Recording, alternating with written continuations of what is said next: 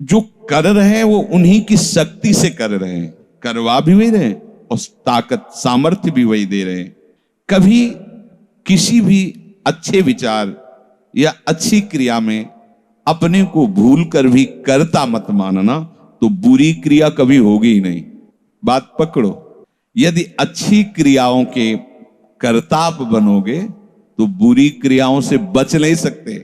अगर अच्छी क्रियाओं को देख रहे हो कि प्रभु करा रहे, तो बुरी क्रियाओं का संकल्प ही नहीं उदय होगा। अहम गलित हो गया तो अहम में ही तो सारे विकार रहते हैं। हर समय प्रभु के सामने कृतज्ञ रहो। कितनी कृपा, क्या हमसे लेना है आपको, आप तो पूर्ण काम हो, हमें इतना दुलार कर रहे हो। बलिहारी प्रभु, वो बार बार मन उनके चरणों में लौटता रहता है। प्रभु का विधान सर्वज्ञता से पास हुआ है। वो खूब आगे की, पीछे की, मध्य की सब बात सोच करके उन्होंने आपके लिए विधान किया है। पहले से उन्होंने आपका उस समय मंगल विधान सुनिश्चित कर दिया है। कैसी भी परिस्थिति हो, कभी ऊबना मत, घबराना मत, अधीर मत होना और अपने भगवत विश्वास में कमी मत आने देना। कैसी भी परिस्थिति हो, ये जरूरी है। उबना मत। बहुत हो गया कष्ट सहते सहते, कितना सहूं नहीं। ये अगर ऐसा आ रहा है तो भी आप भगवद आश्रित नहीं हुए। नहीं, ऐसा आ ही नहीं सकता। बड़ा आनंद आता है कष्ट में, बड़ा आनंद आता है। पूरा का पूरा मन, इंद्रियां केवल प्रभु में होती, क्योंकि कष्ट में कोई विषय की इच्छा तो होती नहीं किसी को भी। भारी पीड़ा है तो सब उसी में होती। जिसने अभ्यास किया है भगवत चिंतन का, आश्रय है प्रभु का, तो कष्ट में भाग के कहां जाएगा, उसी में तो एकदम तन्मय हो जाता है मन, इंद्रिया। आज जो आप भागवती का अभ्यास करते हो तो आपको पूर्वाभ्यास परेशान करता है ना, विषय चिंतन। और जिसने पूर्व में खूब भजन किया है तो आज विषयों के बीच में भी हो तो उसका भजन कैसे रुक जाएगा। सोचो जरा, आज आप खूब भजन की चेष्टा कर रहे हो पर पूर्वाभ्यास आपको विघ्न पहुंचा रहा है ना। ऐसे ही यदि आपने भजन का अभ्यास किया तो वर्तमान में कैसी भी दुखद विषयमयी कैसी भी परिस्थिति हो, वो कैसे रुक जाएगा। जब असद अभ्यास सत अभ्यास के बीच में प्रकट हो रहा है तो सत अभ्यास असत की सत्ता कैसे रहने देगा।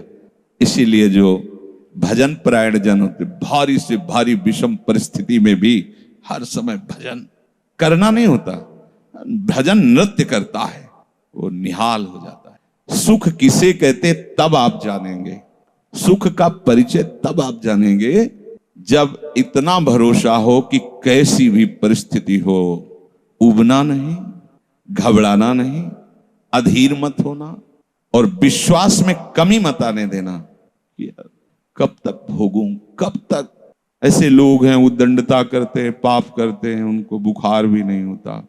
भजन में लगे लोगों को देखो कितना कष्ट, ये क्या है प्रभु। कम से कम उनका शरीर स्वस्थ रखो तो आपका यश गा रहे भजन। उनका विधान सर्वज्ञता से भरा हुआ है। तुम अल्पज्ञ हो, तुम वर्तमान की बात सोच रहे हो। वो तीनों कालों को देखकर निर्णय करके परिस्थिति दिया, इसलिए मस्त रहो उनके भरोसे पर। कई बार चर्चा की है प्रताप राय जी की। बचपन से भजन परायण थे, ईश्वर संपन्न घर था, भाई बहन सब खूब। कुछ दिनों बाद माता पिता पधार गए, पूरा अधिकार। ऐसे भजन में डूबे रहते कि उनका व्यापार था कि जैसे कोई धन लेने के लिए आया तो उसके लिए कुछ गिरवी रखना होता था, आभूषण आदि, और जितनी आवश्यकता है आप धन ले जाइए और जब धन मिल जाए तो ब्याज से ही तो उसमें रख जाना और अपना सामान ले जाना। एक बक्सा रखा रहता था और वो आप माला लिए हर समय भजन करते रहे। बड़े वास्तविक आंतरिक वृत्ति से प्रभु में लगे थे। पर उनकी कुल परंपरा का यह व्यापार था। जैसे सदन जी की कुल परंपरा, तो कुछ गृहस्थ ऐसे महापुरुष जो अपने, भगवान भी कहते पर धर्मो भयावहा सुधर्मो निधनो श्रेया पर धर्म। वो जो वहां का काजी था उसने देखा कि बिना किसी प्रयत्न के बड़ा आनंद इनके चल रहा है, तो जलन होती। जो भगवत विरोधी जन, विमुख जन होते हैं तो जलन होती है। इसको दूसरे रूप में हम कह सकते हैं कि प्रभु अब उनके भजन का फल देना चाहते थे। दोनों बातें, परिणाम जान गए हैं इसलिए हम कह रहे हैं प्रभु उनके भजन का फल देना चाहते थे, और वो वर्तमान से देखो तो वो द्रोही थे, भगवत द्रोही जन।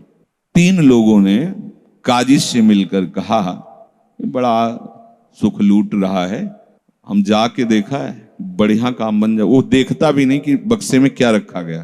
ठीक, तो कुछ कंकड़ ऐसे झोली में, पहले थैली टाइप की झोली होती, गए प्रणाम किया और कहा हमें 10,000 रुपए की आवश्यकता है, यहाँ लिखो दस्तखत, तारीख, दिन, और चेक भी नहीं करे। वो इतने विश्वास परायण भक्त थे, अभी तक ऐसा कुछ हुआ भी नहीं था। 10,000 रुपए दे। थोड़ी देर में दूसरा आ गया, थोड़ी देर में तीसरा आ गया, उनको धन था, दे दिया। 2-3 दिन बाद एक आया और 10,000 का ब्याज, 10,000 रुपए उनका अपनी जहां रखा हो निकाल लीजिए।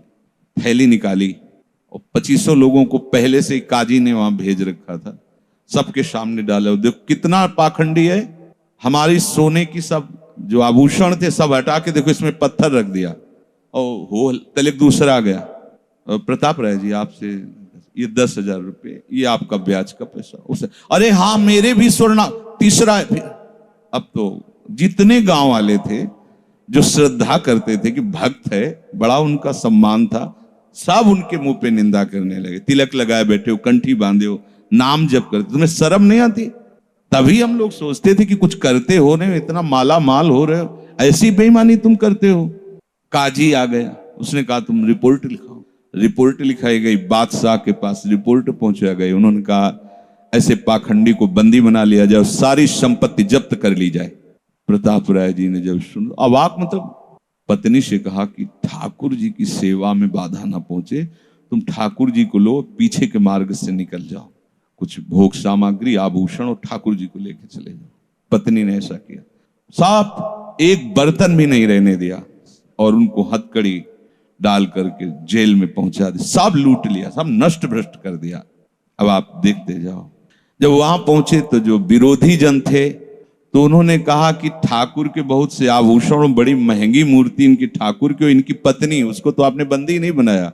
सरकारी सैनिकों ने खोज की तो अपने मायके चली गई थी, वहां से उनको बंदी बनाया। ठाकुर जी को ला करके जहां धन का स्टॉक था वहां रख दिया, आभूषण सब उनके, दोनों को एक जगह हथकड़ी बेड़ी डाल के वो ठाकुर जी से एकांत में जेल में कहने लगे कि ये सब लीला तो हमें बर्दाश्त है, लेकिन आप जो हमारे प्राणनाथ हैं, आपको बंद कर दिया गया, भोग नहीं लगेगा, आरती नहीं होगी, आपको शयन नहीं करे, ये हमसे बर्दाश्त नहीं होता।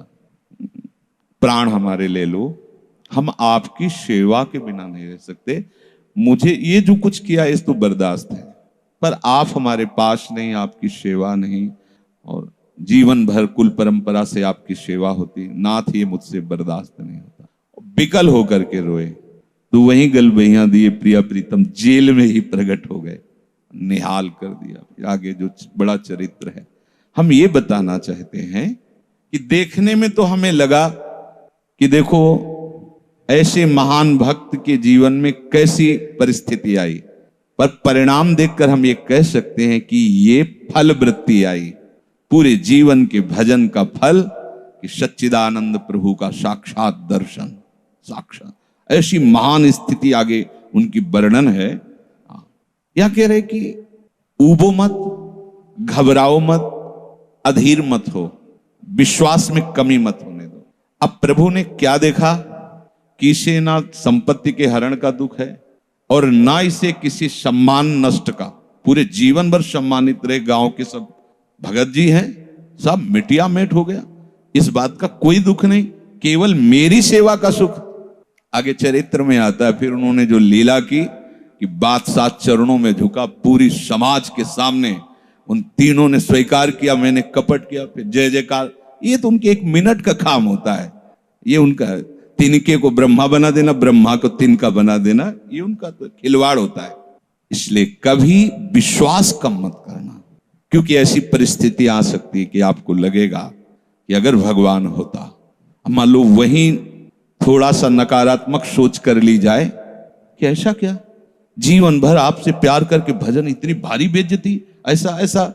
भक्त अगर ऐसा चिंतन करता है तो शरणागति नहीं, क्योंकि शरणागति में विपरीत चिंतन की जगह नहीं होती, शरणागति में संशय नहीं होता। उसकी कृपा के असंख्य रूप हैं, वो आवश्यकता अनुसार जब जहां जैसे चाहेगी वैसा रूप रख लेगी। और आप शरणागत हैं तो आपके लिए अब कृपा के सिवा कोई दूसरा होगा नहीं। बैठा लिए हृदय में, आप प्रभु के शरणागत हैं, अब आप पर कृपा ही कृपा होगी। पर लिखा हुआ कि कृपा असंख्य रूप धारण कर सकती है, कोई भी रूप उसका हो सकता है।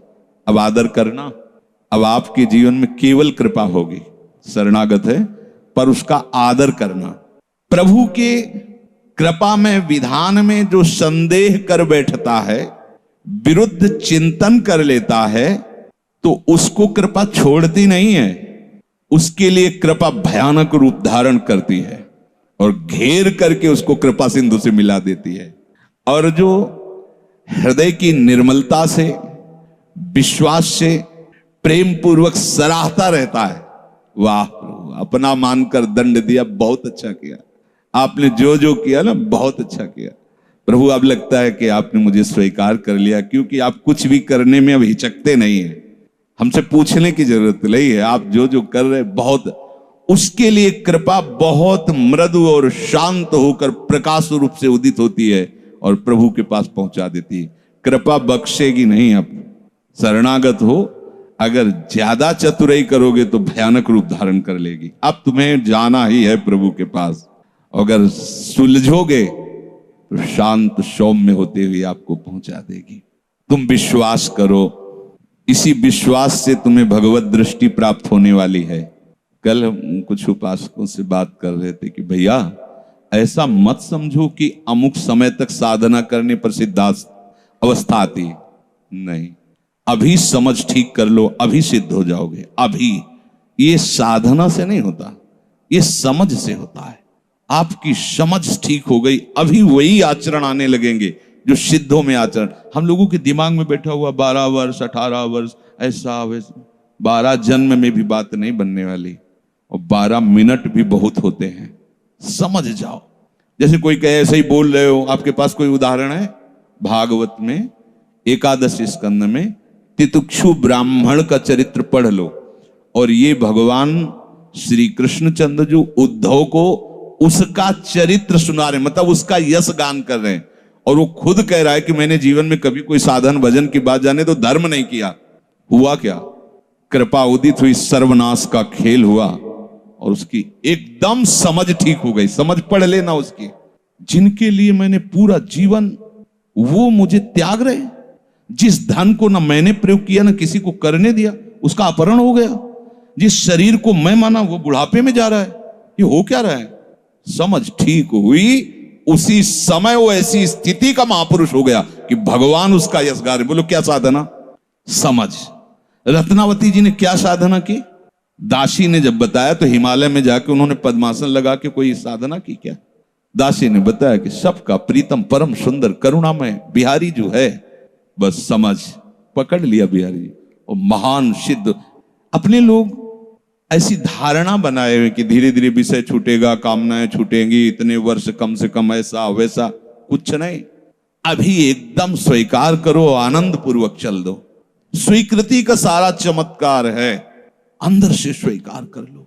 अब तुम्हें ध्यान दीजिए, वही पदार्थ, वही परिस्थिति, वही कार्य प्राप्त होगा जिससे तुम्हारा मंगल होगा। काहे को खोपड़ी लड़ाते हो? कितना आनंद है। वही पदार्थ, जय राधा वल्लभ। जो गीता जी में वर्णन कर रहे थे कि यदि विषय का राग पूर्वक चिंतन किया जाए तो चिंतन मात्र से सर्वनाश हो जाता है। उसी के आगे श्लोक का वर्णन किया कि यदि राग द्वेष रहित होकर विषय का सेवन किया जाए तो हृदय की स्वच्छता, हृदय का प्रसाद, और प्रसादे सर्व दुखा नाम हानिरस्य उपजाति। बात पकड़ो। अब तुम्हें वही पदार्थ, वही क्रिया, वही सानिध्य मिलेगा जिससे तुम्हें मंगल में भगवान के दर्शन की योग्यता प्राप्त होगी। अच्छा बताओ, छोटा सा बच्चा जिसके पंख नहीं निकले वो क्या करेगा? शुद्ध शरणागति का स्वरूप अजात पक्षा यु मातरम खगा। तो आप शुद्ध शरणागति तो बनना चाहते हैं ना? उस बच्चे की योग्यता कितनी है? चे चे करके केवल मां की तरफ देखना, तो राधा राधा बोल के केवल लाडली जी की तरफ देखना हमारी। उस बच्चे पर यदि कोई प्रहार करने के लिए जीव आ रहा है तो माता पिता का कर्तव्य है, उससे तो पंख ही नहीं निकले तो अपना बचाव क्या करेगा? तो काम क्रोध लोभ आदि यदि आप पर आक्रमण कर रहे हैं तो आप बचाव कहां करने लायक हैं? तो आप इधर चे चे करके देखिए, राधा राधा राधा राधा राधा, और सही पूछो जब ऐसी शरणागति आएगी तो वो आएंगे ही नहीं, वो भी भगवत प्रेरित आते हैं, भगवत प्रेरित। नहीं, देवर्षि नारद जी के हृदय में कहां काम था? पूरी लीला करके काम हार गया, और जब अहंकार आ गया तो छूट दे दी, तो देख लो क्या हो गया। समझना, बस सारी ये जो परमार्थ का खेल है ये सब समझ का है। आश्रय से जो भगवान कहते हैं कि बुद्धि योगम ददामिते, बस ये बुद्धि योग हो गया कि मस्त हो जाओगे। तेषाम सतत युक्तानाम भजताम प्रीति पूर्वकम ददामि बुद्धि योगम तम। अब जो भी पदार्थ, जो भी क्रिया, जो भी सानिध्य, वो कृपा के द्वारा होगा। अब हमें उसमें न राग करना न द्वेष करना है, और इसका परिणाम क्या बताया? हृदय की स्वच्छता, परम प्रसाद और बुद्धि का भगवान में स्थित हो जाना। अब वो प्रतिकूल हुआ या अनुकूल हुआ? अगर प्रतिकूल हुआ तो आपने सोचा गलत सिद्धांत, अगर ये बात हम ना माने होते तो इससे सावधान रहते तो हमारा होना था। प्रभु का विधान था, उसमें कुछ है, बाद में देख लेना, उसका वो परिणाम होगा जो तुम नहीं निकाल सकते थे। उस प्रतिकूल पदार्थ, वस्तु, व्यक्ति के सानिध्य से वो ठीक हुआ है जो ठीक होना था, प्रभु ने भेजा है। अब तो तुम निश्चिंत हो जाओ, अब भय ना करो, समझ ला। प्रभु सर्वज्ञ हैं, तुम उनके भरोसे हो गए हो, आप कोई तुम्हारा मंगल कर ही नहीं सकता। बोले काम आता है, क्रोध आता है, गंदी बातें मन में रहती हैं। कहा जाता है जब ये तक हृदय में रहेंगे तब तक तुम्हें भगवत प्राप्ति नहीं होगी। शास्त्रों में खूब खुला वर्णन है, चाहे जहां देख लो। त्रिविधम नरकस्येदम द्वारम नाशन मात्मनः कामः क्रोधा तथा लोभा तस्मादेव त्रयम् त्यजेत्। काम क्रोध मद लोभ सब नाथ नरक के पंथ। पर इसके बीच की हम एक रहस्यमयी बात आपको बताते हैं। यदि आपने भरोसा लाडली जी का कर लिया है और ये हैं, तो इनकी सत्ता नहीं, ये आने जाने वाले हैं और इनसे कुछ भी आपका नहीं बिगड़ने वाला। भरोसा इनका, ये तर्क वितर्क की बातें नहीं है, ये श्रद्धा विश्वास की बातें हैं। और धीरे धीरे एक दिन आप महात्मा बन जाओगे, देख लेना, विश्वास करना। कुछ बातें ऐसी होती जो यहां की होती हैं, क्योंकि पूरा जीवन जिए हैं तो उसको देखा है। पढ़ी लिखी बातों को जब तक अनुभव में नहीं किया जाता तो ठीक से समझ में नहीं आती। अब जैसे ये बात केवल समझ में आ जाए कि निर्विकार हृदय ही भगवत प्राप्ति की योग्यता, बढ़िया है, बढ़िया शब्द है, लेकिन जीवन में देखा है कि इसमें विकार है, जीवन में देखा है इसमें बहुत सी घृणित बातें रही और कसर रखा नहीं साधन में, भजन में, साधन में, उपासना में।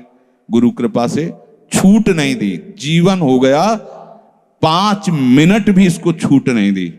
हर समय जैसे दुश्मन पर सवार रहे। देखो बीमार हैं, बुखार, ये दुनिया का सब नाटक, छूट नहीं। अगर थोड़ी भी सांस है, चलने की हिम्मत है तो चलेंगे। ऐसा नहीं कि बीमार हूं पड़ा, नहीं, हिम्मत है तो बैठेंगे, चिंतन सब। पर विकार देखा है, काम भी देखा है, क्रोध भी देखा है, 20 वर्ष बाद भी ममता को भी देखा है। अब हम क्या करें? निराश होकर बैठ जाएं क्या? नहीं, तो भगवत प्राप्ति तो होगी नहीं। 20 वर्ष से चलते रहे, ममता भी देखा पीछे, काम भी देखा, क्रोध। अब क्या करें? बिल्कुल निराश मत होना। ये वो विधान चल रहा है जो आपको सच्ची शरणागति में पहुंचाएगा, पक्का, बिल्कुल। ये अनुभव की बात कह रहा हूं, इसमें कोई क्यों म्यों करने की जरूरत नहीं। आपको निश्चित भगवत प्राप्ति होगी। काम क्रोध ये स्फुरित होते रहें तो भी आपको निश्चित भगवत प्राप्ति होगी, क्योंकि आपने आश्रय लिया है लाडली लाल का। इस पर किसी का तर्क नहीं चलेगा। जैसे कोई कहे, तुम्हारे कहने से होता है, पता नहीं तुम्हारी छाती का अनुभव गलत हो तो ठीक वैसे ही विषयों का सेवन करने वाला सुग्रीव, ठीक वैसे ही मदांध बाले, वो नहीं जानता भगवान को। भगवान सुग्रीव नहीं जानता। हनुमान जी कहते हैं कि महापराक्रमी चक्रवर्ती सम्राट महाराज दशरथ जी के पुत्र भगवान श्री राम हैं। इनसे मित्रता कर लो तो तुम बाली के भय से क्या, कोई भी तुम्हें भयभीत नहीं, काल भी भयभीत नहीं कर सकता। हनुमान जी पर विशेष श्रद्धा और विश्वास सुग्रीव का था, बहुत प्रीत है, एक तरह से उनके मंत्री हित, जैसा वो आदेश करते थे वैसा। एक भक्त पर विशेष श्रद्धा ने प्रभु से मित्रता करवाई, सामने अग्नि को साक्षी करके। ये इसके सुग्रीव के लिए नहीं, अग्नि को साक्षी करवाया भगवान के लिए कि आप निर्वाह करना। हनुमान जी बहुत भक्त चतुर होता है, फिर भी वो कह रहा कि ये मार देंगे बाली को। हनुमान जी कैसी बात करते हो, इन पर संशय करते हो? बोले नहीं, अगर ये हमारा संशय मिटा दे तो मैं भय रहित हो जाऊं। क्या? ये ताड़ के वृक्ष हैं, एक बाण में ही एक दुंदुभि राक्षस जो क्या था उसकी अस्थियां और ताड़ को बेच दें तो मैं मान लूंगा कि बाली को मार सकते हैं। भगवान का अमोघ बाण, हा मेरे प्रीतम हो, ये भक्ति है। एक महान भागवत शरणागत करवा रहा, एक महान भागवत, लेकिन वो अपनी हर बात में प्रभु को जब खरा देख लेता है, वो अपना कहीं खरा नहीं है। आप देखते जाओ, भगवान ने बाली का उद्धार किया। जब प्रभु का तीर उसके हृदय में धसा हुआ है, प्रभु को देखा तो हृदय प्रीति मुख बचन कठोरा। भगवान की तरफ देखकर हृदय में तो अपार प्रीति का हो भाग्य, हो भाग्य। क्योंकि चलते समय उसकी पत्नी ने बता दिया था होश में, जो भगवान है वही है, दूसरा नहीं। उनका भगवान समदर्शी, मेरे से बैर क्यों करेंगे? कोई सुग्रीव इतना बड़ा भगत तो है नहीं, बचपन से जानने, दोनों भाई हैं, दोनों एक जैसे हैं, तो मैं बैरी हूं और वो प्यारा हो, ऐसा क्यों हो सकता है? वो तो समदर्शी। जब भगवान ने बाण मारा तो यही प्रश्न किया, बोला चितई राम की ओरा, हृदय प्रीति मुख बचन कठोरा, बोला चितई मैं बैरी सुग्रीव प्यारा, कारण कवन। शब्द देखो, नाथ मैं मारा, मैं भी तो आपका हूं। नाथ शब्द दासत्व से, मैं भी तो आपका हूं, प्रभु मुझे मारा और इसको आपने प्यार किया, क्या खास बात थी? तो भगवान ने यही बताया कि तुमने सुन रखा था कि मेरी शरण में आ गया है, बस। अब आप देखो क्या नहीं है सुग्रीव के पास। और आगे उसी चरित्र के सर्वज्ञ लेखक गोस्वामी श्री तुलसीदास जी लिखते हैं कि जेहि अग बधेउ व्याध जिमि बाली, सोई सुकंठ पुनि कीन कुचाली। कुचाली शब्द वही कुचाल की, इसकी व्याख्या नहीं करनी है, केवल समझना है। महाभागवत परम वंदनीय विभीषण जी, सोई करतूती विभीषण केरी, सपन हो राम न तिंतन, जन अवगुण प्रभु मान न काऊ, दीन बंधु अति मृदुल स्वभाव, रहत न प्रभु चित चूक किए की, करत सुरत सैबार ये की। इसने मुझे अपना माना बस। और ये तो हरि का स्वभाव वर्णन किया। और लाडली जो हरि के वात्सल्य समुद्र की सार, वात्सल्य समुद्र सार, यहां तो नेक हो नरिस को भूल हो न हो सके। ये कभी हृदय में सोचना कि मेरा हृदय विकारी है, तो पहली गलती तो आपने हृदयेश्वर के नाम ही हृदय नहीं किया। और दूसरी बात, अब मुझे परवाह क्या है? जब उन्होंने कहा मैं तुम्हें पास कर दूंगा तो मुझे परेशानी क्या है? ककारा भी लिखना नहीं आता, उन्होंने अच्छे से नंबर ऊपर रख दिए तो हमारा काम बन गया। तो हमें अपनी शरणागति पर कभी अविश्वास नहीं करना, हमें अपनी स्थिति को देखकर कभी अपने प्रभु पर प्रश्नवाचक चिन्ह नहीं लगाना, तो इसका परिणाम होगा भगवत प्राप्ति। बिल्कुल आप अच्छे से समझ लो, हमारी आपकी बुद्धि एक भुनगे की तरह है और यात्रा ऐसी कि गरुड़ भी नहीं पार कर सकते। जाना वहां है जहां गरुड़ भी नहीं पार कर सकते, चाहे जितना उड़ान उड़े, आकाश का ओर छोर नहीं, जहां भी जाएंगे आकाश मिलेगा। भुनगा कितना उड़ेगा? अब क्या करे? वो वहीं से पुकारे, वो उनको आने में देर नहीं है, उनको आने में। बस शांत हो जाओ, आश्रित हो जाओ, किसी अन्य का भरोसा नहीं। जो कुछ अन्य आपके हृदय में बचा है वो उनका कार्य है, वो सब सुधार लेंगे। बात मान लेना हमारी।